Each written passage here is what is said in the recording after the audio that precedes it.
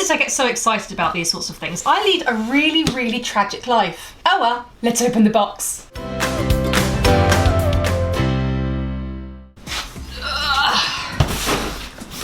I have been waiting so long for this moment. Now, one could argue that there's nothing actually wrong with my old sewing machine and that buying a new one is just an unnecessary purchase. I am not one of these people. My old sewing machine I got from Argos. If you're not based in the UK, Argos is kind of a homewares store type thing, and they sell all sorts of crafting stuff, but pretty basic equipment. My sewing machine was about 60 quid about 10 years ago. And fundamentally, there's absolutely nothing wrong with it. I'm planning on keeping this machine for many more years as a spare. It served me really well. It has no bells or whistles, but one can argue neither does my new machine. There have been a few occasions over the past few years though, where I felt like my machines needed an upgrade. Things like always having to use a pedal, and the pedal on this machine has always been of quite a poor quality. That and little standard features like adjustable speed and that sort of thing, which just come as standard on pretty basic new machines that I've been doing without for the past however many years. I just kind of felt like the time was right to have a bit of an upgrade. And I've had a hard year, I feel like I deserve it. So after much deciding and deliberation, I bit the bullet. Ta-da! I'm so happy. This is a Brother CS7000x. Wow, that's a sexy name that really rolls off the tongue. But it's a Brother. I've always had Brother machines. I found them really reliable. I like Brother machines. Brother, if you fancy being a channel sponsor, I'm game if you are.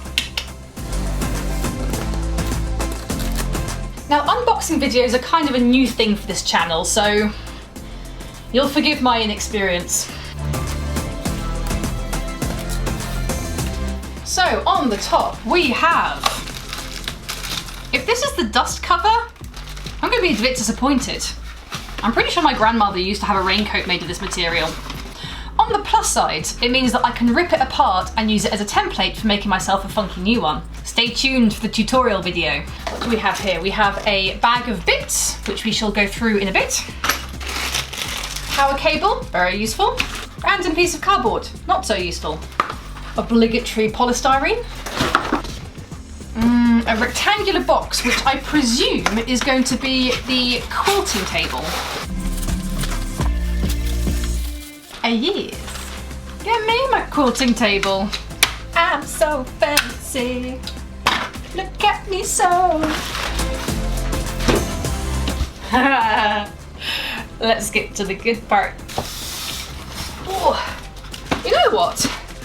For the size of machine, and considering it's got a metal chassis, it really isn't too heavy, which is a pleasant surprise.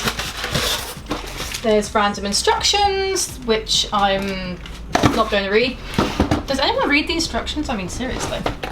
Now, it does come with a pedal, but one of the main features why I love this machine in particular is it has the start-stop button, which means you don't need the pedal at all. Let's remove the shroud of joy. Oh.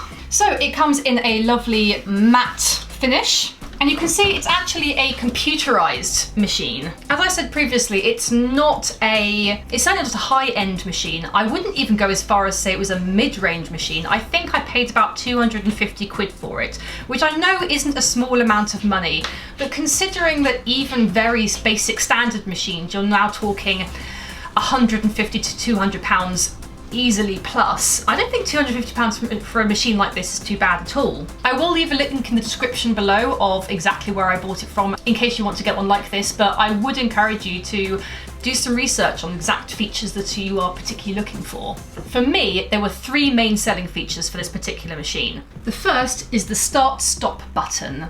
No pedal required at all. I hate using a pedal. Apart from anything else, I now find that I actually sew on this worktop height table, and most pedals are designed for use when you're sitting down at a desk or a low table, so the pedal cable isn't actually long enough. I was finding what I was having to do is find a box, put the pedal on a box, and then stand with my foot on the box like a hunter that's demonstrating its kill whilst I was doing some sewing, and it just felt weird.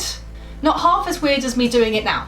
So that was feature number 1. Feature 2 is the needle position button. This you can press, and whatever you finish sewing, it's either going to hold the needle up or down. Previously I was having to twist the round lever at the sides because the needle would always end up in the wrong place. It's one of those things that's not such a big deal, but it's just inconvenient. Ain't nobody got time for that. And last, but certainly by no means least, the speed gauge. So you can have really slow stitches, you can have really fast stitches. Certainly when I'm starting to get to grips with the whole start-stop button, I'm probably going to be going really slowly. But also if you're going to be doing something like freehand machine embroidery, you want those slow, steady stitches. Previously when I was using the pedal, it was kind of a million miles an hour or nothing. So I'm really excited to be able to get to grips with that. Fundamentally, those are the parts that come with the machine. Interestingly, it comes with a needle already in it. Do I trust that not to be bent? I don't know. Should I trust it? Comment below. Does this come off? Oh yeah, this way. In case you've ever wondered, this tray is specifically designed for holding snacks. It's true, I wouldn't lie to you. Oh, beautiful day. Top surface bobbin feed. No more fiendish bobbin cases that you just put in the wrong way and it just doesn't work. Just pop it in, pull on the tab, and away you go. If you're not sure how it works, there is a handy dandy little illustration here. Something else that I've always wanted for freehand machine embroidery is to be able to drop the feeder feet. But how do I put them back up again? Maybe it has to be turned on. When I was designing my craft room, I wanted a plug socket right here for precisely this purpose. Oh, I love it when the plan comes together. This is going to be interesting. Using a sewing machine backwards. Don't try this at home. If you do and you get hurt, don't sue me. So power button in the same place. Oh! Yeah, how do you put the feeder feet back up again? I'm not checking the instructions. You're checking the instructions. Page 21. Raise the presser foot lever. Lever. I said lever. Slide the feed dog position switch located at the rear of the machine. The feed dogs are lowered. Attach button M, select stitch. Okay, turns out it was working properly. You just need to turn the little thingy. Okay, let's thread this bad boy up. I wonder if I can still use my pre-existing bobbins. They look the same size. Ooh, auto cutting, nice. I have never used an automatic threading machine before. Needle threader, page 10.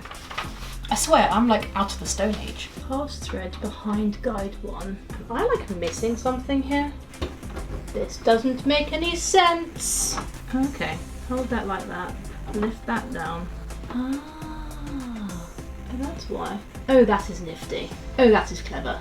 Oh, very nice. Oh, okay, I'm going to need to do a close-up of this. Okay, random piece of fabric. Let's give this a go. Okay, so my stitch speed is on slow. Drop that down and go. Oh, it's doing it by itself! This is the most magical moment of my life. If Mrs. Weasley had a sewing machine, it would be like this. That is literally magic. Shall we go a little faster? Whoa. I think my tension needs to be altered ever so slightly. It's not the neatest stitch in the entire world. I wonder. Aww, it makes little leaves. They're like little holly leaves, that's so cute. Okay, I'm bringing the camera around, I've got to show you this. Let me show you what it's doing. So I selected stitch number 52, which is apparently this little leaf pattern here. And if I press the start button, it just does it all by itself.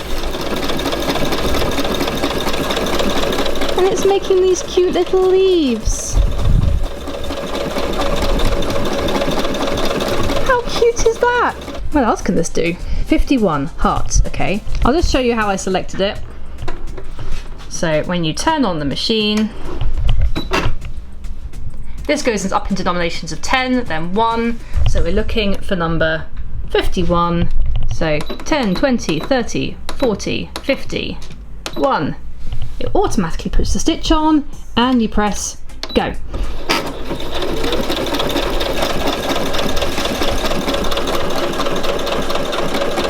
so cute. How adorable is that? Okay, so let's just quickly go through some of the other things that come in the box. For the cost of this machine, you get a really good selection of accessories. I mean, there's an embroidery machine foot. I mean, even these themselves, you're probably talking £12 if you bought it separately.